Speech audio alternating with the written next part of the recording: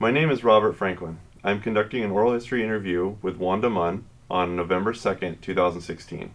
The interview is being conducted on the campus of Washington State University Tri-Cities. I will be talking with Wanda about her experiences working at the Hanford site. And for the record, can you state and spell your name? Wanda Iris Munn, Wanda, last name Munn. Great. When and where were you born, Wanda? I was born in Brownwood, Texas, which is 17 miles from the geographic center of the state, on September 13th, 1931. I was a Depression baby. So I have all that background and the joy of being a native Texan. How and why did you come to the area how and why did you come to work at Hanford? Well, in technical terms, I'm a retread. I decided in midlife that I needed to finish a college degree, and I wanted to do it in some discipline that was really challenging and had great contribution capability for the planet and especially for my nearer community. When you make those decisions in your 40s, you have some knowledge of what you're doing. And it was not an easy one for me to do, although I did an asset liability framework in my mind of what I could do. I was a divorced mother of 2 children and had the responsibility for a declining mother and dependent sister. So it was incumbent upon me to do this as quickly as possible. I only had about a year's worth of actual college credit, most of it at the University of Texas, much earlier in life. When I decided that I was going to go for nuclear engineering, my friends and colleagues were actually horrified. They all could understand my going out to find myself somehow, but a technical degree like nuclear engineering was a real stunner to them. They were fond of saying to me, "But Wanda, you'll be over 40 by the time you get your degree." And my response was, "I'm going to be over 40 anyhow. I'd rather have it with this degree than not have it with this degree." So because my prior material was not actually engineering, it had been medicine, I really had to start from scratch. I didn't have any money and essentially sold everything but the children, and I couldn't find a good buyer for them. But I tried to do a 4-year curriculum in 3 years and managed to do it, but it wasn't easy, and I don't recommend it. Nevertheless, by the time I had finished my engineering degree at Oregon State University, I was living in Corvallis at the time, I had fallen in love with breeder reactors. This was in the mid-'70s, and in the mid-'70s, the big game in town as far as breeder technology was concerned was right here at Hanford. The fast flux test facility was in the process of construction at that time, and it was the most exciting technical thing on the horizon. I was delighted to be able to come here and interview for a position there, and that's exactly what I did. I became a member of the Westinghouse Hanford team that was constructing that reactor and never looked back. It was a wonderful choice for me. Very exciting time, building on the shoulders of the giants that we'd had here 3 decades earlier. And I have never regretted a day of it. Excellent. So tell me, what kinds of work did you do at FFTF? I was, for the most part, I was a cognizant engineer. Westinghouse had an excellent program at the time, a rotational program, where you had an opportunity, if you chose to do so, to work in 3 different aspects of the construction design startup process. I originally chose to go into plant operations. It seemed the most exciting to me, and we were actually building the structure at that time.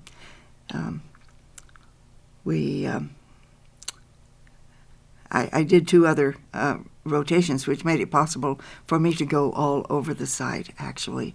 When I say the site that I'm talking about right now is the FFTF site, what we referred to as the 400 area. It did not include the old production reactors and the waste projects that were underway by Rockville Handred at that time. I have been the cognizant engineer for the reactor system, for a variety of the other head compartment systems.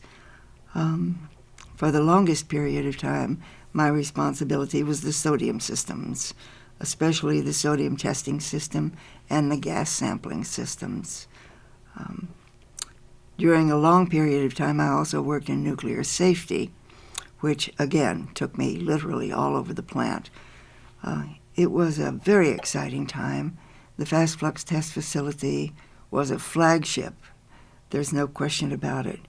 It was the most advanced research and development reactor in the world, not only at that time, but no one, to my knowledge, has exceeded the capability that we had, nor the type of long-term vision that we had at FFTF. It was a specialized group of men and women. More men than women, obviously. That, of course, was another aspect of the times. And if you want me to talk about that, I can a little bit. It's may or may not be interesting to your audience. I would love for you to talk about that.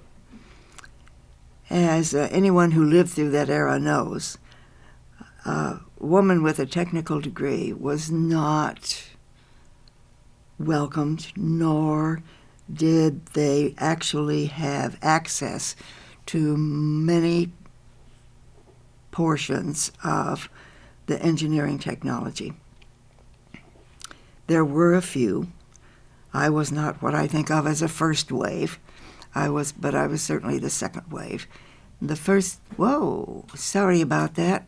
I didn't mean to overload the circuit. I didn't mean to overload anything. I was gonna say, No, we're fine on the camera. It's okay. covered. Okay. Oh, great. Very good. That's Okay. fine. We just, I had as my mentors women, several of whom had careers in the military. It was one of the few real engineering doors that were open to them at the time. And the woman who was the technical vice president for Westinghouse Handred at the time was Lieutenant Colonel Armenta Harness, recently retired from the Air Force and NASA.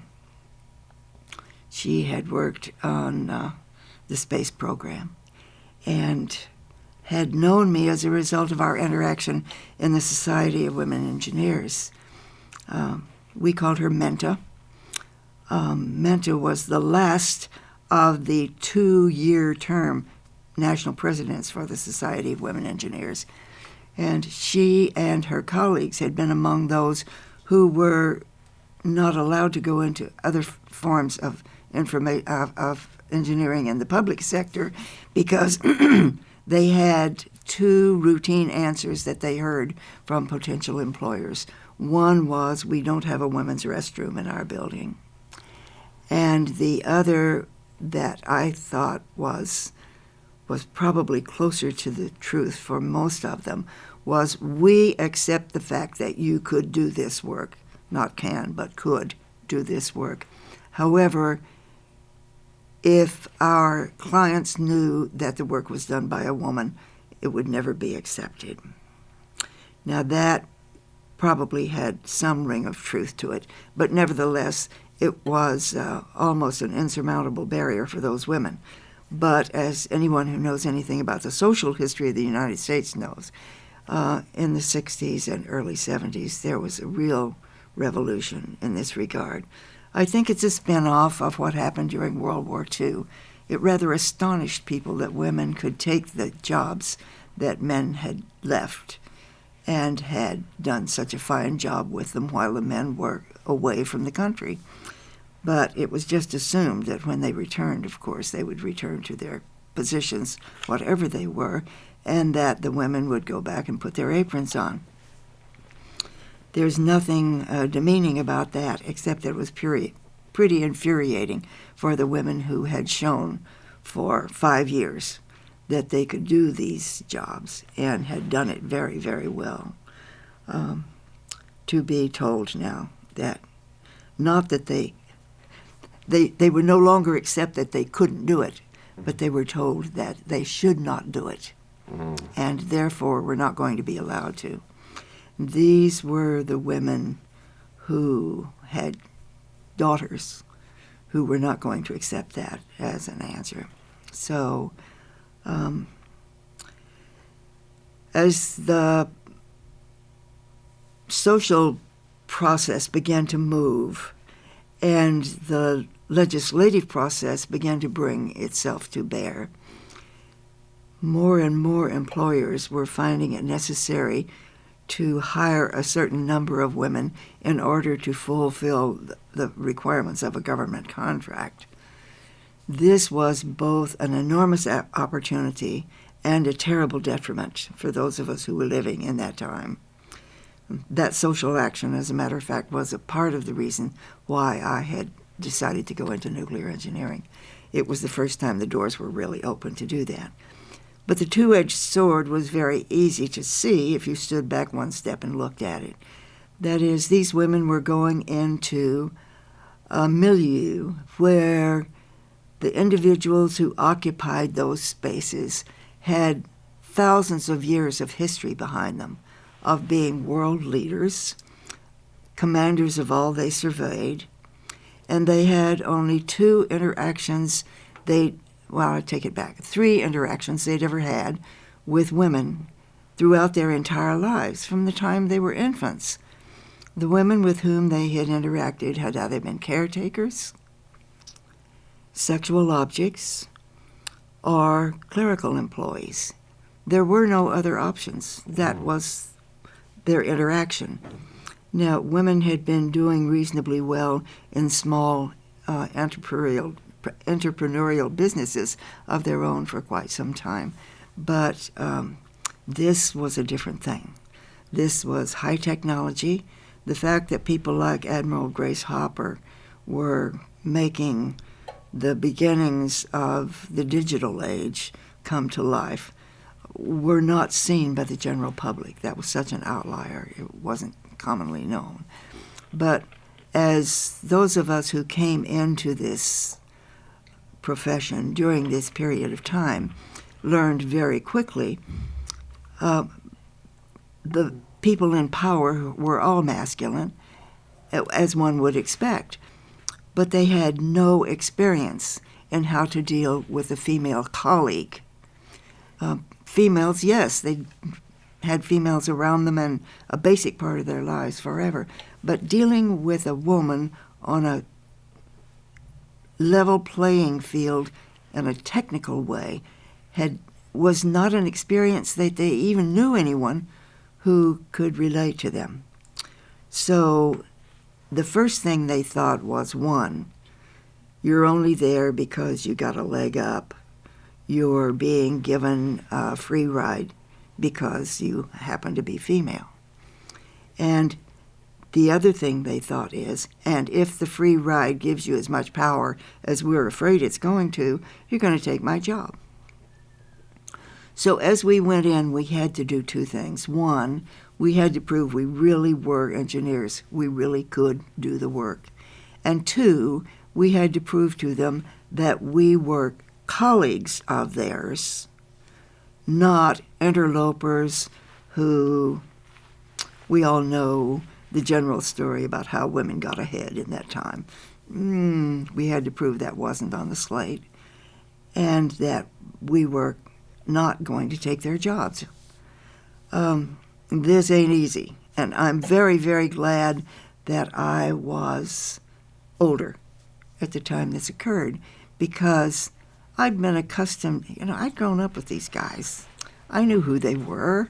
I knew what they were like, and I understood what their lives were. So it wasn't hard for me to understand the disturbance that was going on in their intellectual world. But younger women coming in at the time didn't understand that. They saw this as being some kind of real repression of some sort, an attempt to keep them from fulfilling their potential. This, in my view, was not the case.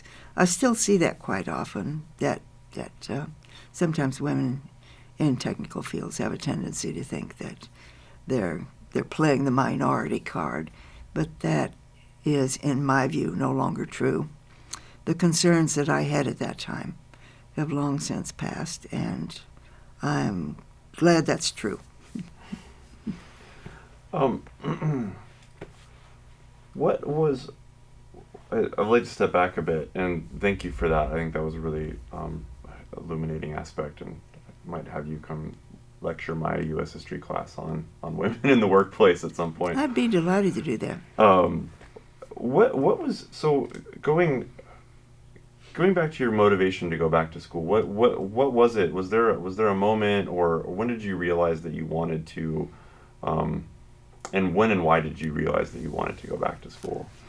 Okay, now this is really getting down in the weeds here, but that's okay. The reason I left the University of Texas was to marry.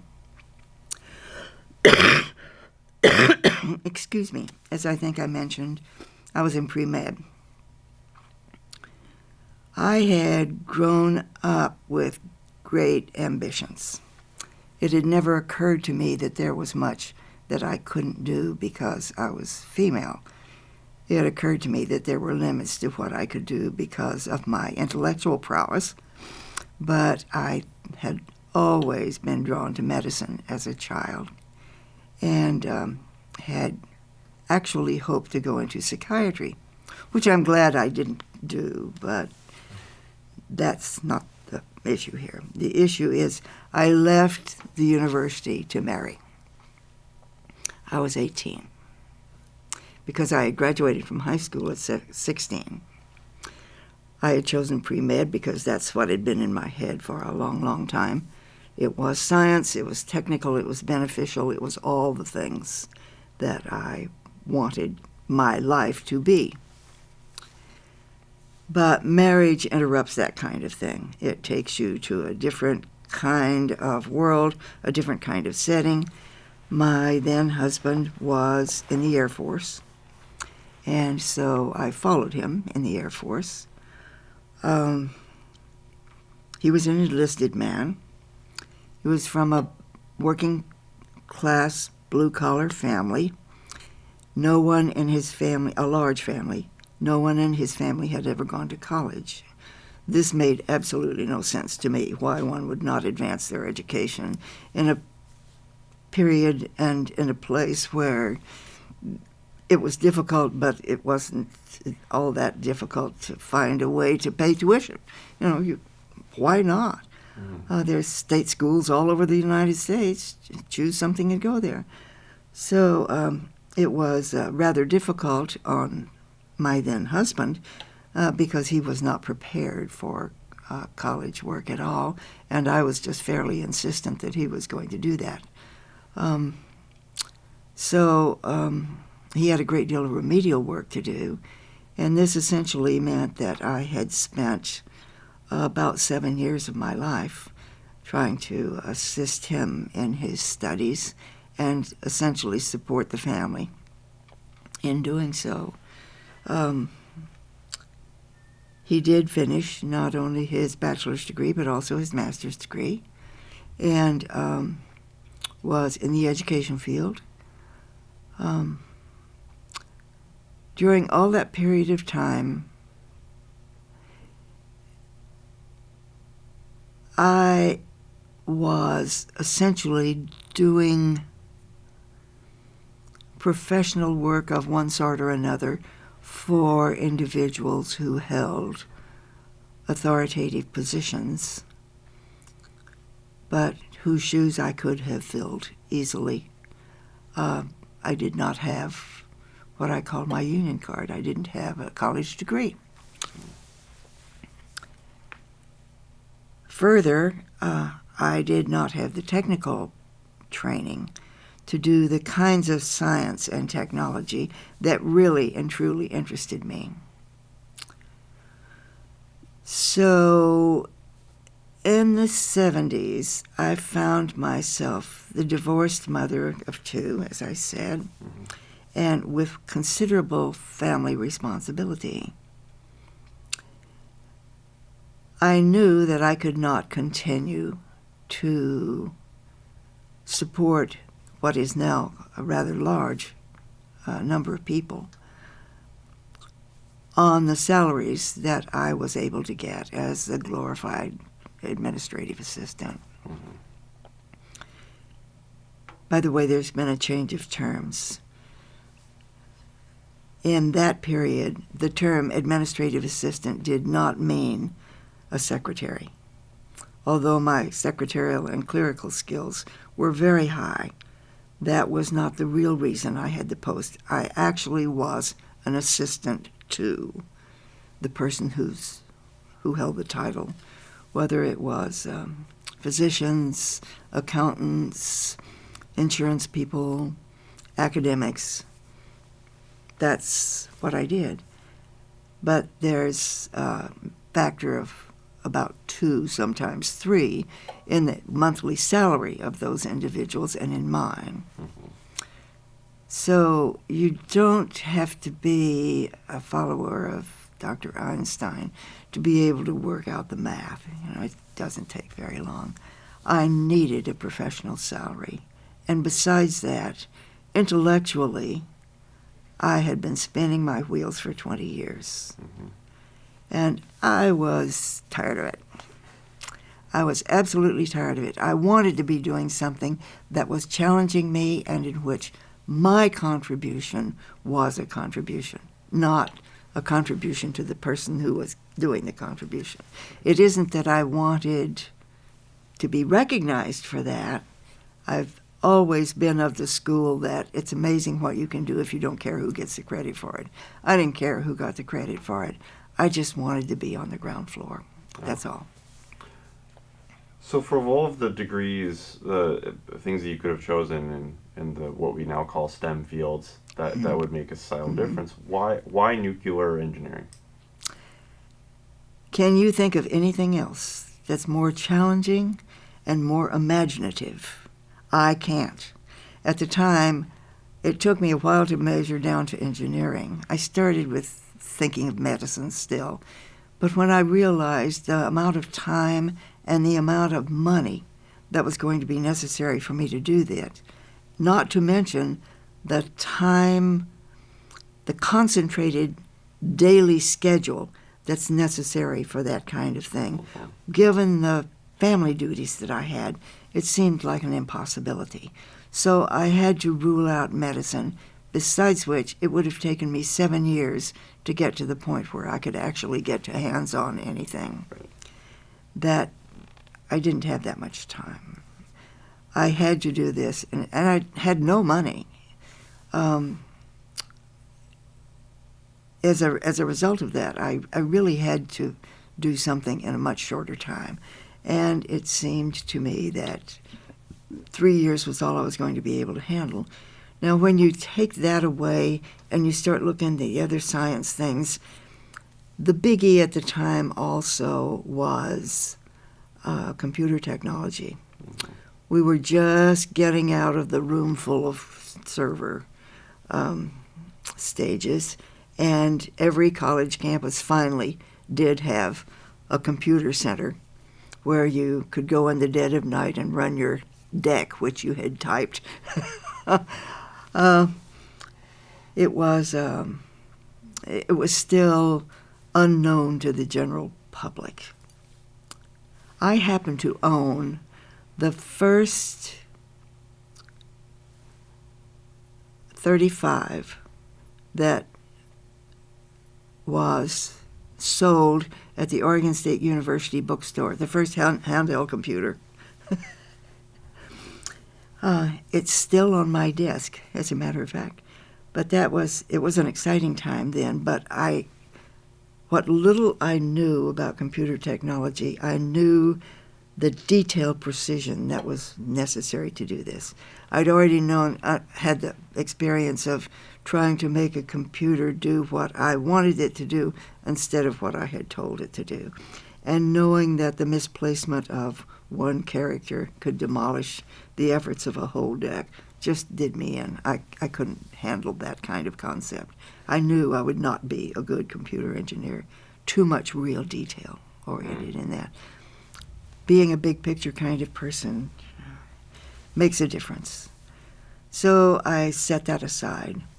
The other thing that really seized the imagination is something that so many people don't think about.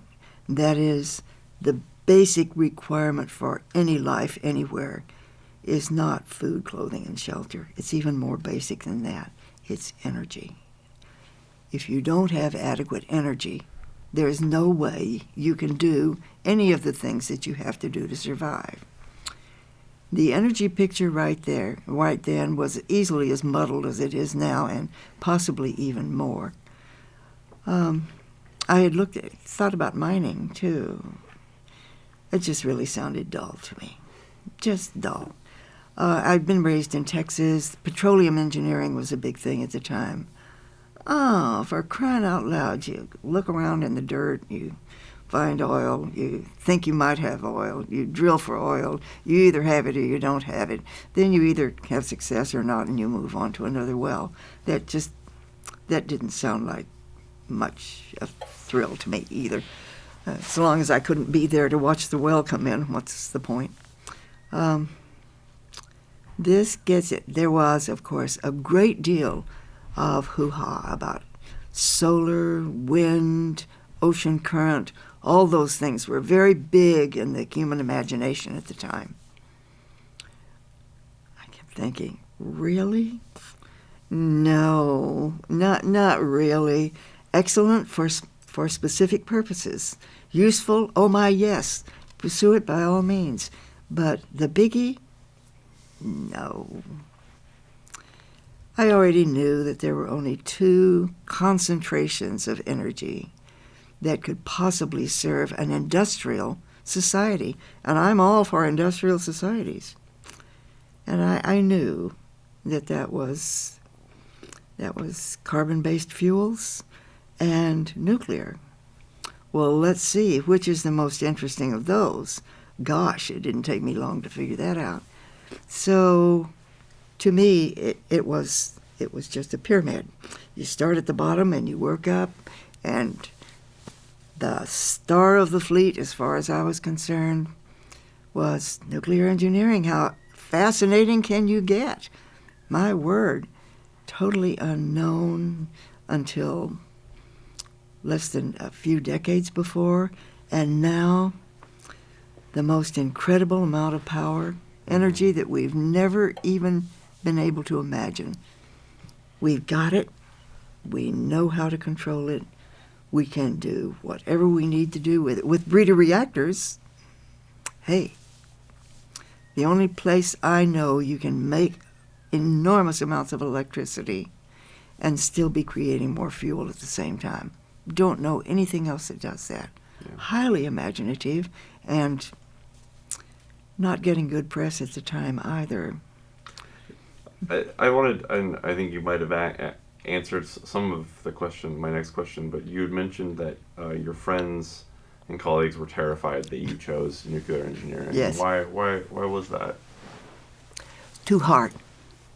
Underwater basket weaving, popular psychology, art, many of the social sciences, the things that do good things for society, but don't require that much in the way of focused knowledge of some sort. That's, takes a lot of work, but it takes a different kind of brain power. We really live in two worlds. C.P. Snow pointed that out in his books quite some time ago. We live in a numerate world and an innumerate world. There's nothing wrong with either of those worlds. It's just that they don't communicate well. And a significant number of people are math phobic, have been most of their lives, and probably will be most of their lives.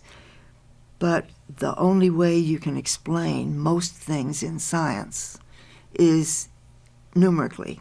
Mm-hmm. So you either see that as a form of language or you don't. And I was able to see it as a form of language. Please don't misinterpret me. I am not a good mathematician. But I do see the mathematic relationships in things. I see the mathematics in color spectra. I see the mathematics in music. I see the mathematics in what we're doing here right now.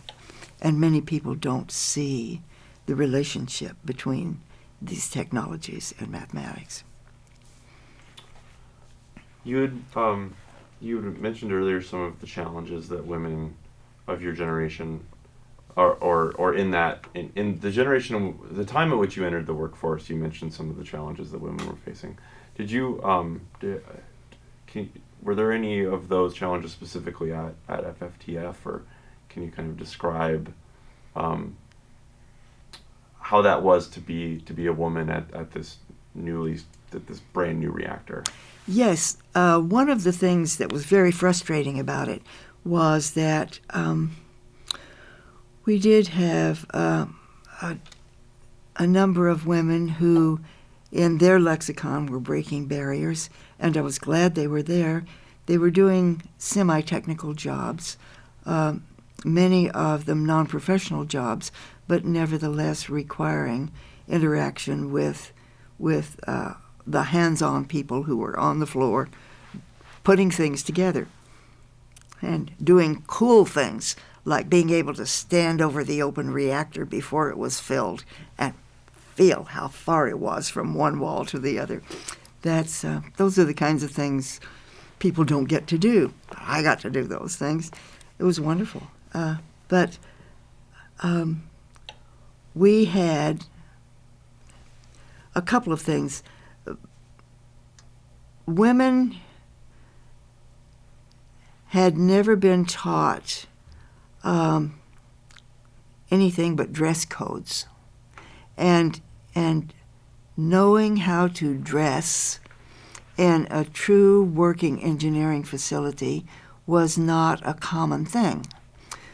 We would, for example, one of our Society of Women Engineers sections, when I was visiting, had a woman come and talk. A popular topic of the day was dressing for work. Dressing for work essentially meant dressing like the woman who was speaking to us, who was an attorney. Now, the toughest physical barriers that she faced in her workplace were the carpet in the courtroom, trying not to slip down on marble floors. This is not the challenge that we face in the workplace that we were talking about. So clothing alone became a big item for many of our young women who were coming in. They had been taught to dress attractively and a little bit sexy. You always have a little bit of come on. And it was a bit of a challenge to convince them, first of all, that if you are going to be working in a plant, you don't even consider wearing a skirt. I'm sorry, you just don't. You're not going to be able to walk across the grids. You are not going to be able to climb ladders. You are not going to be able to go where your male colleagues have to go to do their job. If you're going to do this job, you can't do it while you're worrying about your femininity. I'm sorry. You can do that if you want with color. We lucked out there, didn't we? It's okay for women to wear any kind of color they want to. So you can be very feminine in your clothing in terms of color. But I'm sorry, the long tresses that are so popular today, you're not going to go in a working plant with this lovely flowing hair that looks so good in a commercial, but is rotten when you're walking around operating machinery. You don't want to get pulled into that head first. No kidding. So, and there's the business of the shoes.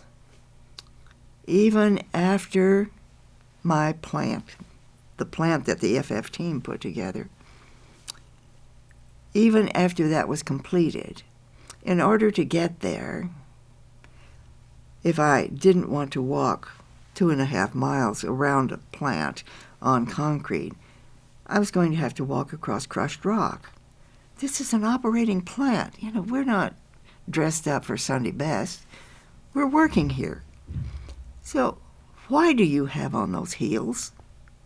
You're going to have to walk across crushed rock. Why would you do that? I know it looks nicer with this particular outfit, fluff, fluff, but I'm sorry, that's not why you're here. So I had the woman that I mentioned earlier, one of my favorite mentors, Armenta Harness, had what she called the 10 Commandments for a woman engineer. Most of them were humorous, but none to me was more humorous than what I believe was number 7, which said, "Thou shalt not be sexy at the office, even if thy cup runneth over." I thought that was extremely humorous, and it still remains my favorite commandment to young women going into engineering. Thou shalt not. That's wherever else you want to be sexy, you may, but please don't bring that to the workplace. So I have had 1 or 2 confrontations with, in each case, they were a technician or a runner for some of the construction people, but young women who insisted on wearing provocative T-shirts, especially, and I've made a couple of them rather angry by telling them that I've spent a great deal of my life trying to teach the men who are working here that I am their colleague, I'm an engineer, we're building something together here. What I may think of you or what you may think of me otherwise has no bearing on why we're here. We're being paid to do this very important job, and it will be done right. Don't distract these guys with something like this while I have to come along behind them and tell them that this has to be done in a different way. And they're not listening to me. They've still got you hung up in their mind. Don't do that. Those are, they seem a little strange now, given what transpires in today's workplace and given the clothing that we have now. Frankly, I'm a bit disappointed as an individual that we as women have finally been allowed by the males who occupied those positions to allow us to use the capabilities that we have to perform the same kinds of functions. And yet, it never occurred to me that dress as we see it now was going to devolve into this, and to me, devolve is the appropriate word. Never occurred to me that we would get so far afield from keeping our eye on the ball and staying focused on the task at hand when we're in professional positions. But hey, the world moves on. Brave new world.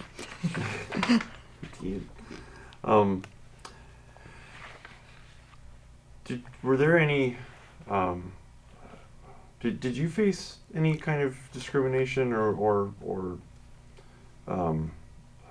attitude from your male colleagues at FFTF at first, or was it it sounds like you've described a pretty congenial relationship. Were there any instances that stand out to you? There are one or two, but they only happen once.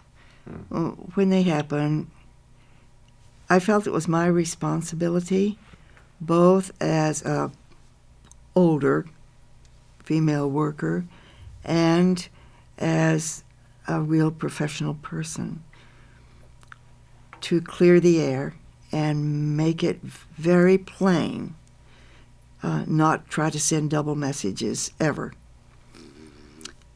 And I think, when you're dealing with rational human beings, you don't have to keep doing the same thing over and over again. All you have to do is clear the air, make the straight statement that needs to be made, and you're fine.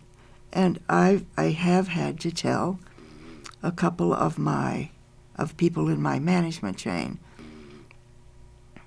look, the last thing I want to be is where you are. At the time, it was assumed that a woman with a technical degree and an MBA was a really hot ticket. So, of course, naturally, what I did was came to work at FFTF, and a year later started working at the Joint Center for Graduate Study, which is the origin of the facility we're in right now.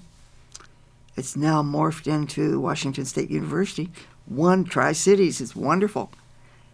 But at the time, there were 4 regional colleges that had been pulled together,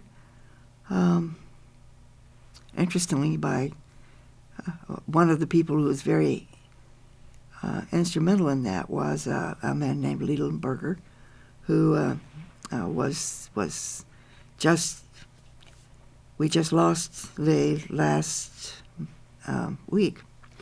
And he was one of the people who were instrumental in putting together that conglomerate of universities to make it possible for the people who were working on the Hanford side at the time to be able to pursue graduate degrees. It was a difficult proposition for someone who came here, especially if they were going to be a long-term worker, individual leader here on the Hanford side. They were very far removed from any campus, so doing master's work was very difficult to do. The whole concept of the individuals at the time who put together this consortium of universities was so that people could live here. And sure, it takes longer because you're working full-time, but evening classes that are taught by fully accredited universities made it possible for us to do that. So my MBA is from the University of Washington. Go Huskies! But sorry about that. It's okay. Nevertheless, I'm not forgiven. Nevertheless, it was a really concerted program, and it was almost impossible to take more than 6 hours term because you're working full time. And at the time, we were in acceptance testing and startup at FFTF, which meant that my days were easily 10 hours long, and I don't mean 4 10s. I mean, work days were easily more than 10 hours or more. And whenever we had actual tests running, when we had things that were going on 24/7, quite often through the holidays and through weekends, we worked. But that meant classes were relegated to evenings only, and you didn't have any spare time to do a lot of off-campus work. So we did have a challenge in that regard, but I think most of the people who were trying to do all of those things at the same time, recognized that the benefits outweighed the problems that we were having to face in doing it. Scheduler problems are very hard. I was a very fortunate person in being able to get by with about 5 hours sleep a night. Did that for a long, long time without any real detriment, but you do burn out on that after a while.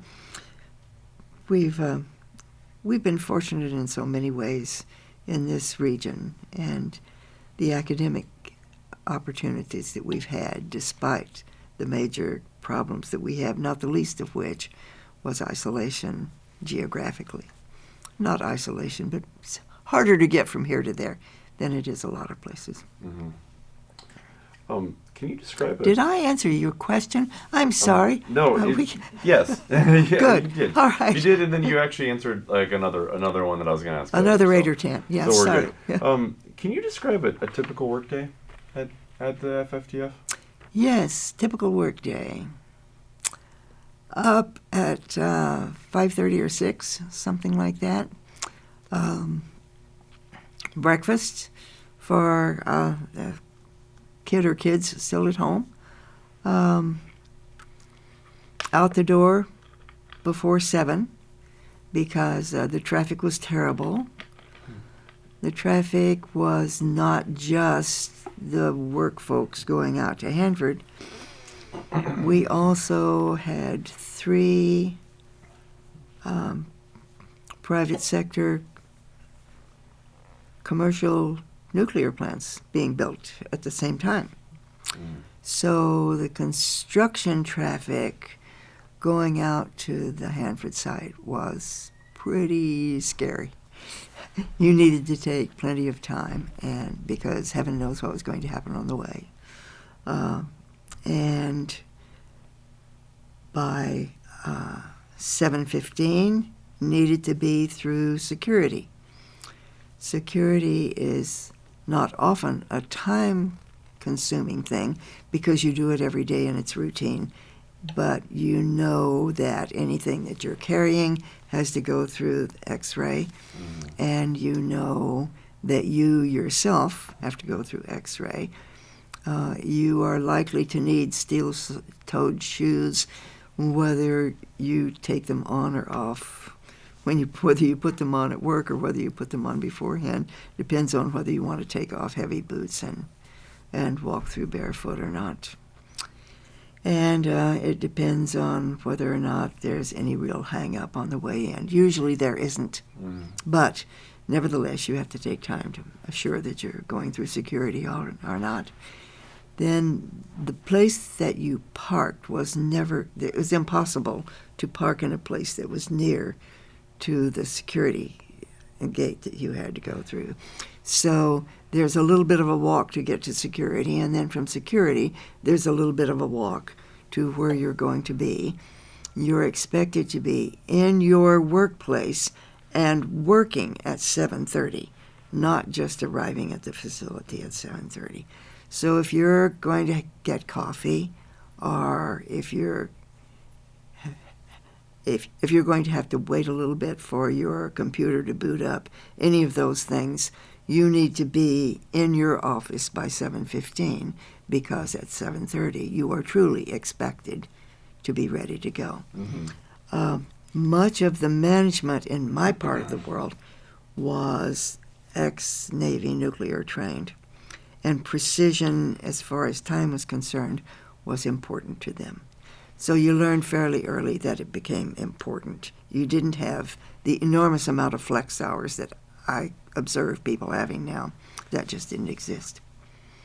By 7:30, you had either documents that you were having to deal with on your desk, or you were dealing with the material that was being incoming by that time on your computer. If you had a computer on your desk, interestingly, I had been on site for probably 5-6 years before engineers actually had computers on their desks. That was, we're so accustomed to that now. It's interesting to think back how in my lifetime, comparatively recently it's been, that I was one of the few people who was ranting and raving about that, because most of the new engineers who were just coming out of school had just learned. They'd just been computer trained. This is the first batch of engineers who were computer trained at school. The others were completely on the ground for folks. Mm-hmm. So there were very few literate people in terms of computers around in the mid-'70s. There just weren't a bunch. We had access to the computer facility down the hall, but you had to get computer time much the way you did in college. There was only one real server, and you had to go there to do what you needed to do. But one of the first things I did in the circles that I moved in, the engineering circles I moved in, the first thing that we did at FFTF was the plan of the day. We called it the POD, and the plan of the day was usually at 8 o'clock, which meant you had time to get your hard hat and walk from wherever you were to wherever the POD was being held. And I had a hardbound journal about this size that I kept notes in. You had to keep notes because too much was happening in too many different ways, and it affected you in one way or another. You need to remember who said that and when it was going to be done. So you took your journal, you put on your hard hat. You had to have your hard hat everywhere you went. I'm sorry about the hairdo. That's tough. You had hard hat hair if you were working on site. POD could take anywhere from half hour to 45 minutes. They didn't like to tie people up because they wanted the object was to try to get you to your workplace with your instructions for the day by 8:30, but that's sometimes hard to do. Nevertheless, plan of the day, POD was first thing. After the POD, not everybody attended. It was rare for me not to attend. For one reason or another, whatever position I was in, something was usually happening and I was required to be there. Certainly after I went into nuclear safety, it was a daily thing. I didn't have a choice. I needed to be there, had to be there. In the plan of the day, often the individuals who were way up the management chain from those of us who were there, quite often would appear to give specific instructions about some aspect of what we were doing at that time, which was very crucial. We all were aware of what the timeline needed to be. Project management was a key to how things were done in that particular facility, and they were done on time and in budget. There wasn't any question about it. It didn't matter what it took. You stayed and did it. And it was a team effort. I was never privy to any discussion about doing it any other way. This was an enormously devoted team. So after the plan of the day, you had your marching orders for the day. You knew what you had to do. And you went to wherever the action was for you that day, and you did that. We took a half hour for lunch. Depending on where you were, for a brief period of time, you had access to cafeteria food. We had a cafeteria in the 300 area when most of the planning and engineering was going on there. We had a cafeteria for a short period of time in the 400 area during construction. It didn't continue. As many people brown bagged as not. Almost all of us had a lunch pale, and it was not uncommon for an entire group, an engineering group, to remain at their desks and working through the lunch hour, through the lunch half hour. It was expected that you'd take a 15-minute break for coffee twice during the day, once in the morning and once in the afternoon. It was expected otherwise that you would be at your desk, or if you were going to leave your workplace, in every engineering group I was in, we had a sign-in, sign-out board at the door of our group structure, wherever that was. And you always wrote where you were going. If you weren't going to be obtainable at your desk, then you had to be reachable at wherever you were going. So you signed out at the time, and when you signed back in, you erased it. I got tired of writing reactor facility when I was going to the reactor, and started writing BRT. This was an enigma for about a week, until finally my immediate manager couldn't stand it anymore, and he said, "All right, Wanda, we know where you're going, but what does BRT mean?" It meant big round thing, but it became a common usage. They were going out to the big round thing. We were very fond of the big round thing. We were going to make sure it was built right and that it operated right. And what is the big round thing? The big round thing is the containment dome in which the reactor, the fast flux test reactor itself, was located. It's quite a structure, and probably the safest place that I could find myself. I can't think of a safer place to be, actually, than in that particular facility. There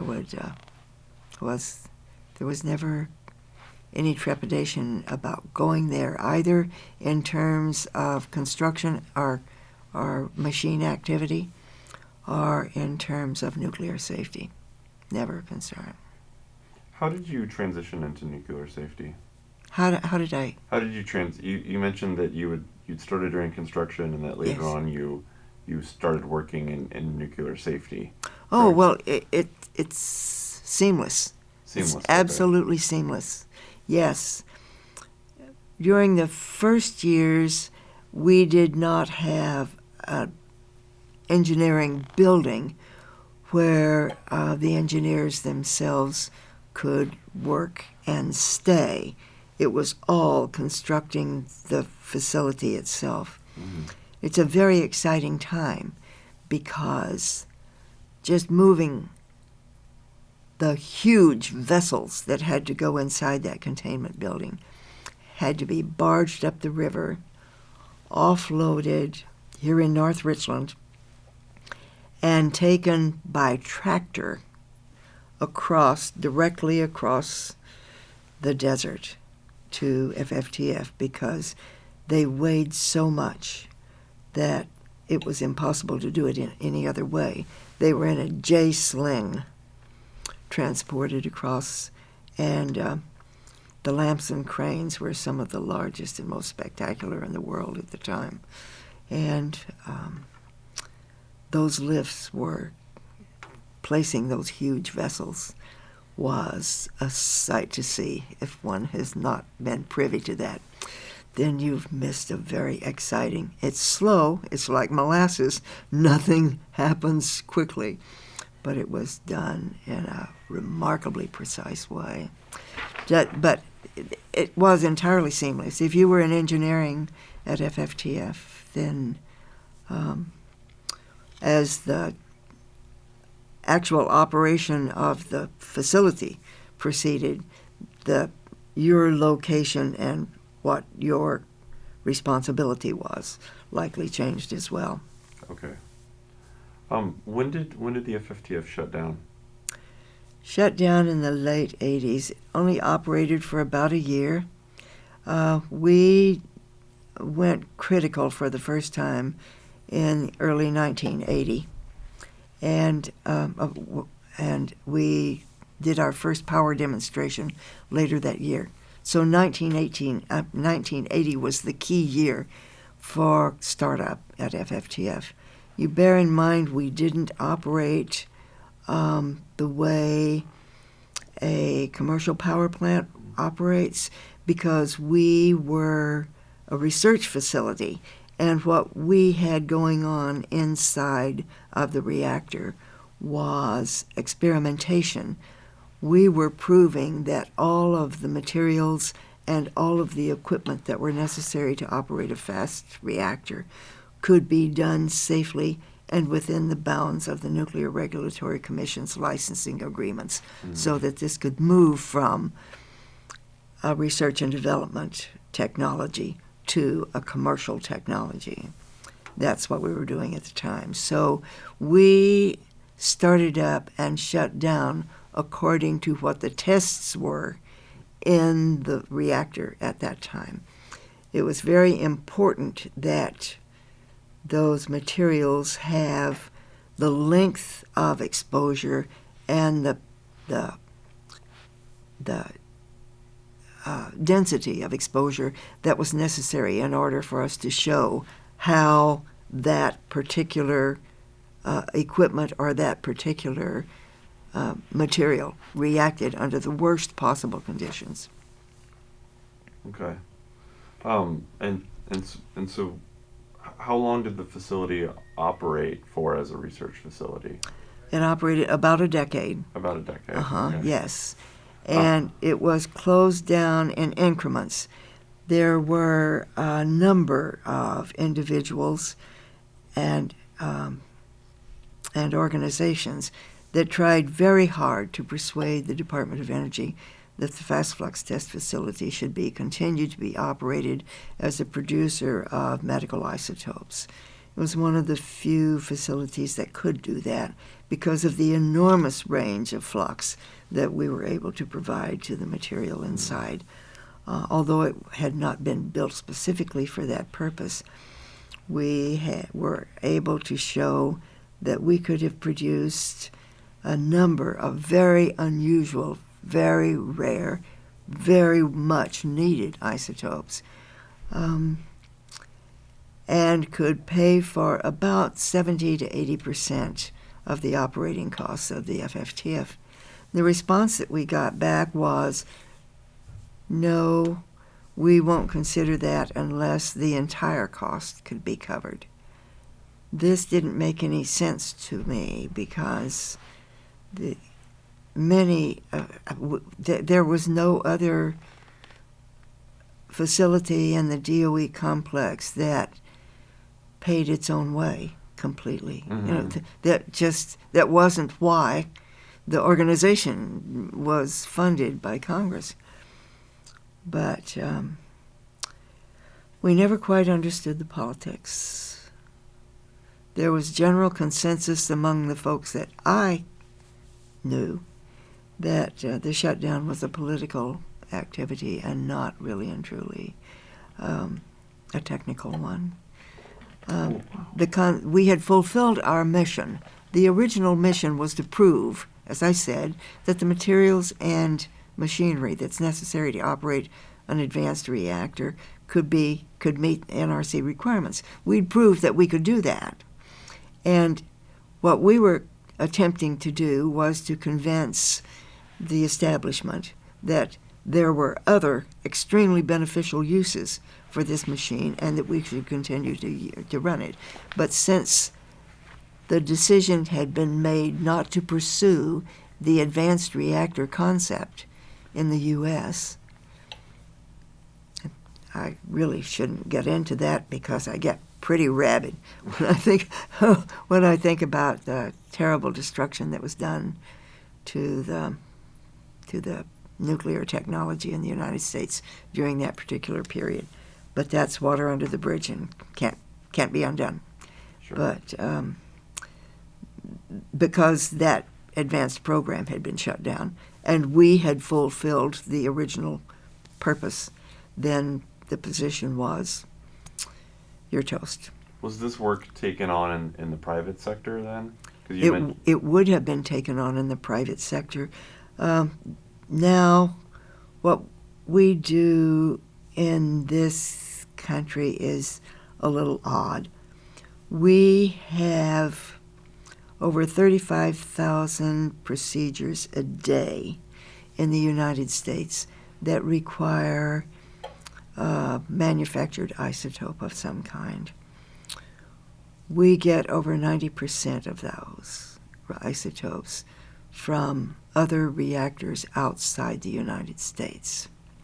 So we, in our medical profession and maintaining the health of the nation, rely heavily on other nations' ability to produce these and to transmit them to us in a period of time where they're still useful.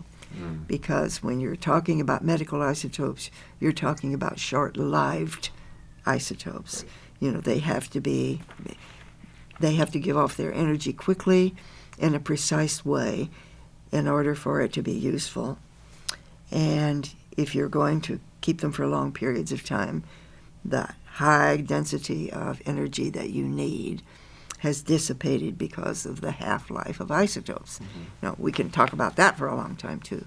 But the sad thing is that we could have had that facility operating right up to this day, in my personal opinion, producing isotopes, and we opted not to do it. can you or are you willing to speculate on the political motivations for shutting the program down? I think the political motivation was then and still is more fear than any other single thing. The most commonly misunderstood physical phenomenon in this world, of which I am aware, is nuclear radiation. We being the technical community in the nuclear world, have allowed other people to define our terms and define our reality. It was a serious mistake. We spent the first 20 or 30 years of our existence telling people that this was an extremely technical science. They shouldn't worry their heads about it. We'll take care of it. And then when you're dealing with an educated public, and we do have an educated public here, you've sold them short. And you've allowed them not to be learning on the same curve you're learning on. That, to me, that should have happened. And we have technical people arguing about whether or not one additional millirem or gray or whatever unit of measurement you want to use is more dangerous than it actually is, and how one of anything can begin a huge cascade of cancer in any body.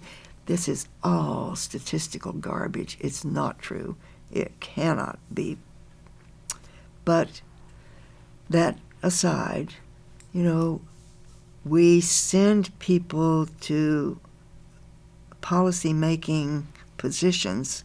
We elect people to policy-making positions who attempt to do a good job but who don't know how things like radiation work.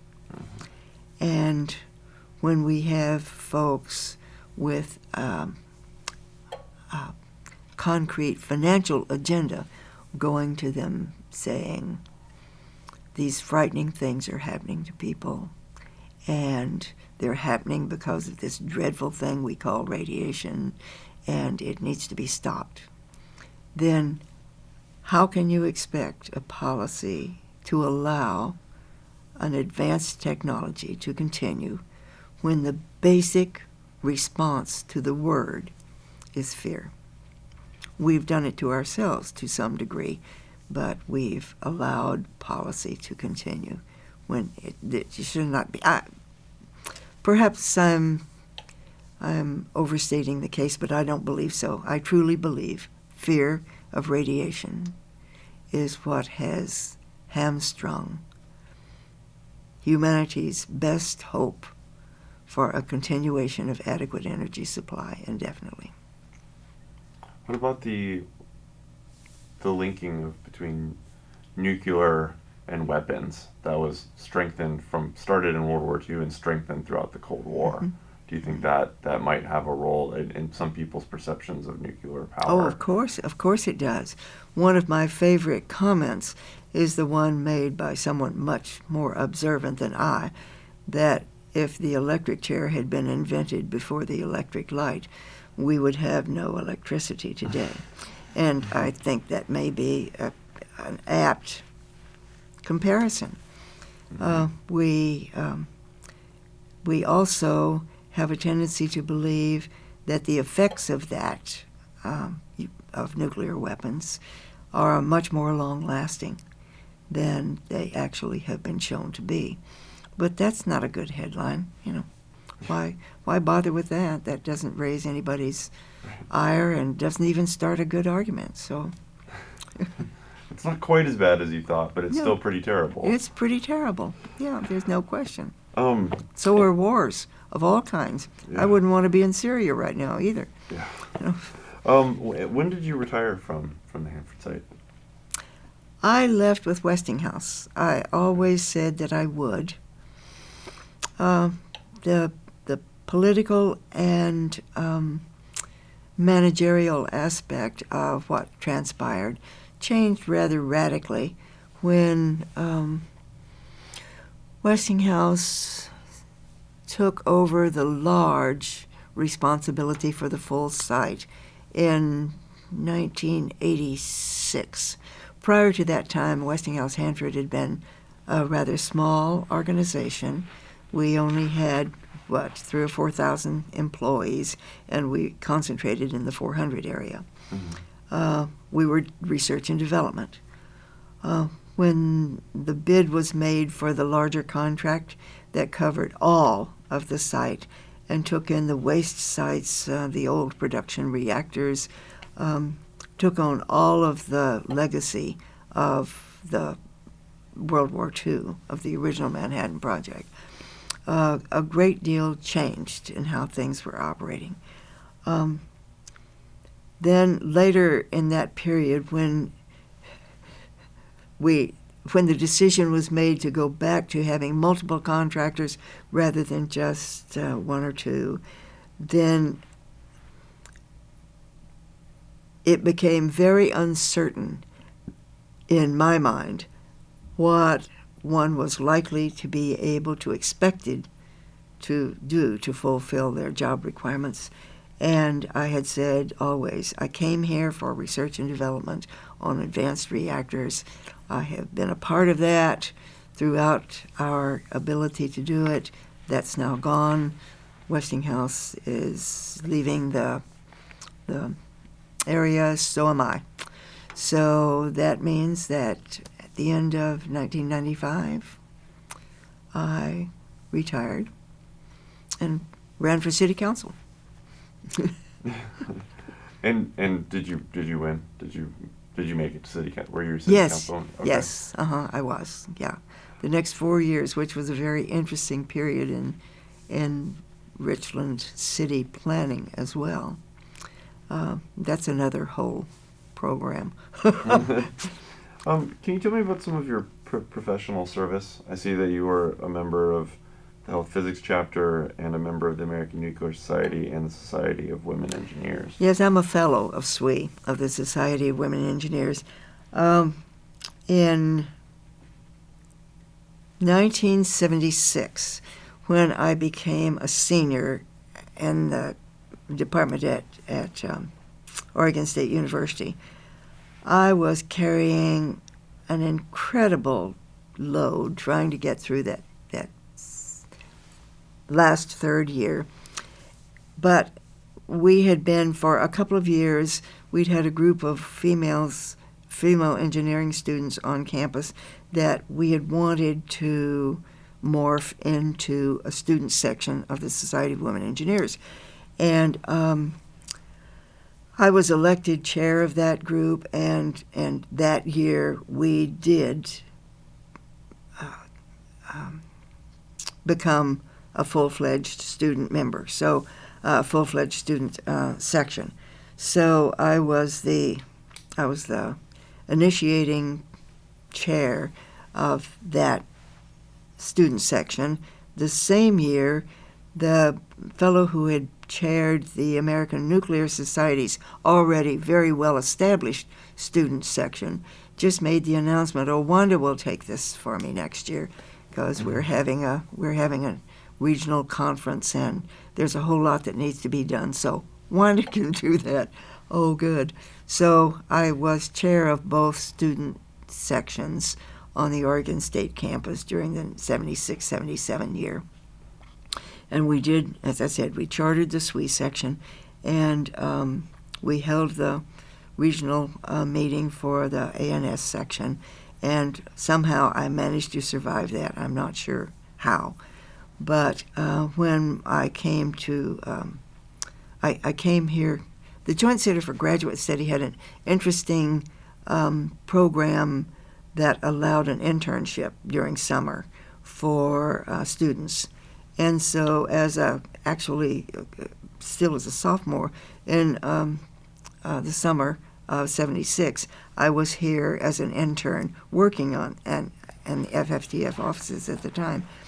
That was the year that this professional section, the Eastern Washington section of the SWE, was chartered as well. So I happened to be here during that charter. So to all intents and purposes, I'm a charter member of the current section. The Health Physics Society, in both organizations, I have been active throughout my life, both locally, regionally, and at the national level. I was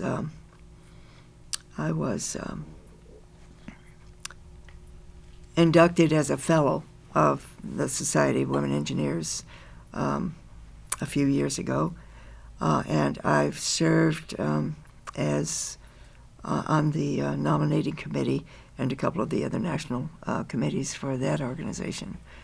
The American Nuclear Society, I've held all of the local offices and still remain in the position of I'm called the historian. It's kind of a honorific sort of thing, but I'm still very active in the local ANS section. I've chaired the National Environmental Sciences Division for ANS, and I've received the National Award for Public Information from ANS, along with a couple of other, accolades of one type or another. The Health Physics Society, I've never belonged to the national organization, but stay closely connected to the membership and to the local Columbia chapter of Health Physics. The two, the American Nuclear Society and Health Physics Society, overlap each other in interest so strongly that it's almost impossible to be busy in one and not busy in another. Mm-hmm. So those three organizations have been a constant in my life since the mid-'70s. Okay. Can you talk a bit about, I understand that you were invited to, that you've had your hands in both helping with the NIOSH and the EEO ICPA. Oh, yes. And so I was wondering if you could tell us both what those are and then kind of talk about your involvement. And so I guess we'll start with the NIOSH. Okay. NIOSH, I think, is an acronym that's familiar to most people in the technical world. It's actually the National Institute for Safety and Health that applies to everybody who works, has a workplace in the United States. NIOSH was chosen to be the governing agency, I should say the administrative agency, for a bill that was signed into law during the very latest days of the Clinton administration. It was put together as legislation to compensate workers in all aspects of the Department of Energy's weapons sites during the entire period from the 1943 early activities here to the present. One thinks of the weapons complex as being the three major DOE sites: Hanford, Los Alamos, and Oak Ridge. The truth of the matter is there are over 230 sites that are covered by this particular act, because there were institutions that ranged from just over a mom-and-pop shop to Bethlehem Steel that were involved in one way or another in what we term the weapons complex. Pantex in Amarillo is a huge facility as well. The Portsmouth facility, there are, as I said, it goes on more than 230 sites. The concept here was that there were people who had been whose health had been adversely affected by their work in these communities. And of course, there is some of that's true. But the real impetus of this bill was to compensate people who had cancer as a result of radiation exposures that they had suffered. Now, one needs to begin, from my perspective, by understanding that there is no evidence of a statistically significant increase in cancers in any of these populations. And yet, our Congress states that they believe folks have been dying like flies as a result of having been exposed to the radiation that they worked in. This organization was then, in accordance with the law, put together during the first 2 years of this century. And President George Bush was charged with the responsibility of putting together an advisory board for this group as required by law. So that was done in 2001. Our first meeting up, I was requested by the White House to be a member of that group. I accepted and became one of the original members of the Advisory Board on Radiation and Worker Health. This is supposed to be the citizens advisory portion of the Energy Employees Act with the long name to which you referred. EEOICPA. Yes, Energy Employees Occupational Illness and Compensation Act, right? Something like that. Yeah. Yes. We missed the P, but yeah, we're that's I'm not sure.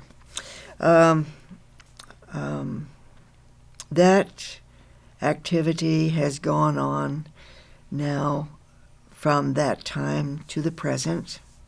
I've been a member of it during that entire time.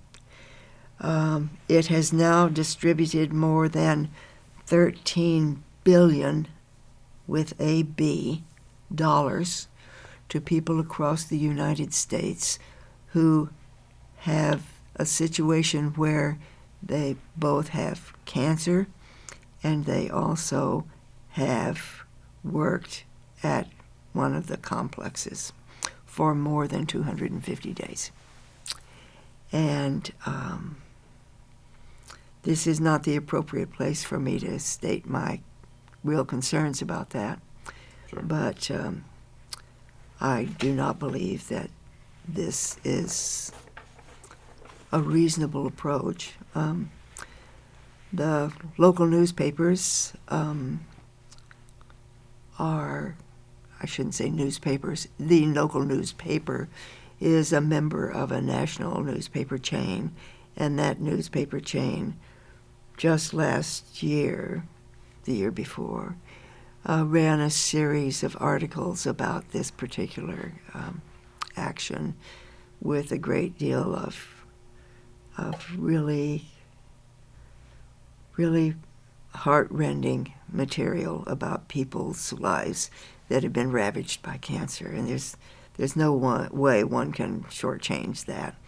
But I take issue with the assertion that those things are a result of workplace when there's no evidence to show that's the case. Nevertheless, that's a continuing concern, and one of the frightening things that people continue to see over and over again with respect to our technology. Mm-hmm.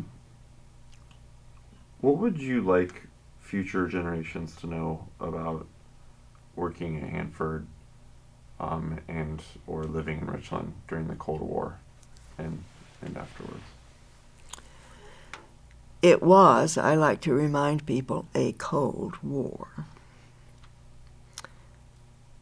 The purpose of all that was the assumption that if you work from a from a position of absolute strength, that you can deter the use of the weapons that we don't want to use by someone else. And that if we're assured ourselves we're not going to be first strikers, then it gives us a feeling of protecting ourselves by being strong. That is a reality of the time in which we live. It can be changed in a number of ways, and politically probably will morph into other things continually throughout human history, for as long as human history continues. Mm-hmm. But being here during that time would seem frightening to many people. It was never frightening to me, quite to the contrary. It was interesting in the extreme. But you must bear in mind that I actually was not involved in the nuclear proliferation issues. Quite to the contrary, the technology that I was dealing with was utilizing plutonium. We used mixed oxide fuels, was utilizing plutonium as a fuel to create electricity and to make nuclear isotopes, medical isotopes. And it used the plutonium and the other weapons materials as a fuel to create energy that we needed domestically, and at the same time generate more fuel that can be used to continue to generate electricity ad infinitum. That seems like pie in the sky to so many people, but it is not pie in the sky. It's a technology over which we have control, and we can do it.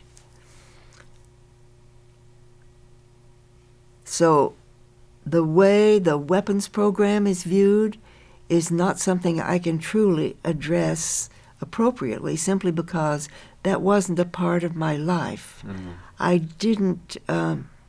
I wasn't horrified by it. I felt that it was a necessary part of the historic time in which we are living. I agree that we've done a good job of ramping that down in terms of nuclear arsenals, but the concept of not maintaining strength in that regard is extremely unwise to me. Being in Richland is living in a cocoon. It's very much like living in an advanced university community. the people with whom you interact and the things about which you talk, the way your lives are lived, is connected to, but not the same as, what transpires outside the cocoon, because it is so densely populated with people and with ideas that are concentrated on a limited number of activities. Mm-hmm. So I've never felt anything but extremely safe in Richland. I have a hard time getting my mind around the fears that, we, in my efforts to provide information to folks, I'm continually running across people like educators and physicians, especially in the Seattle area and in the heavy population corridor on the west side of the state, who are fearful of driving down Highway 240 for absolutely no reason except that they think there's a mysterious ray of some kind that reaches us all, and they can't understand what I'm talking about when I say, hey, the heaviest radiation you're getting is, you're absolutely right, it's from the biggest reactor. We can't control it. It's completely out of our hands. You call it the sun. I just call it a great big reactor. Yeah, that's where you're getting your radiation, whether you're driving down the highway that surrounds the site or whether you're on the beach in Waikiki. It doesn't really and truly matter. You're being irradiated. Or if you fly on a plane, right, you're exposed to much higher Oh, levels absolutely, of background. absolutely. So, If you live in Denver, hey. Yeah. Or I can move from Richland to Spokane and almost double my external exposure, because we have very low exposure here in Richland, contrary to popular belief. But the sad thing about this entire time, from my perspective, is that facts don't matter. What people feel in their gut matters. That's what's driving us as human beings. Apparently it always has. Living here is a true experience. I've enjoyed it. Always surprised when people say there's nothing to do in Richland. My problem is, but probably because I'm continually invested in technical activities of some sort, my problem is I don't have enough time on my calendar. But it's true. It's an interesting place to live for a technical person, and I've enjoyed it immensely. It's been a fascinating period of life. I'm very fortunate to have lived to be an ancient old lady, very long in the tooth, and unfortunate that so many of my colleagues have already gone to their reward. Many of us feel highly rewarded, however, for having been here, having been a part of history. I have no feel for how much of this history is going to be written and how much of it's going to be accurate. We all know history's written by the people who write history, and that's very rarely the technical folks. So what you're doing with these oral histories, in my mind, is exceedingly important, not just to the technical community, but I think it's very important for us now and in the future to hear the actual words of the people who were there. Remember you may be too young to remember the "you are there" little snippets of history that we used to get in the movie houses from time to time. Oh. And later on television. It's nice, I think, to see the folks who were there, hear their words, and get some feel of the perception they had of their reality. It's been a great ride, all the way from Model A's to joint activities in the spacecrafts. Well, Wanda, thank you so much for such a enlightening and well-delivered interview. I really appreciate it. Thank you. It's been a wonderful time to be here. Appreciate you. Appreciate what Washington State University and the national system are doing. It's been a delight. And thank you to the long-gone Westinghouse Hanford Company. That was the fast flux test facility was and will always be an outstanding member of the research and development community, facility like no other. We were very honored to be a part of it. Great. Well, thank you so much. Thank you.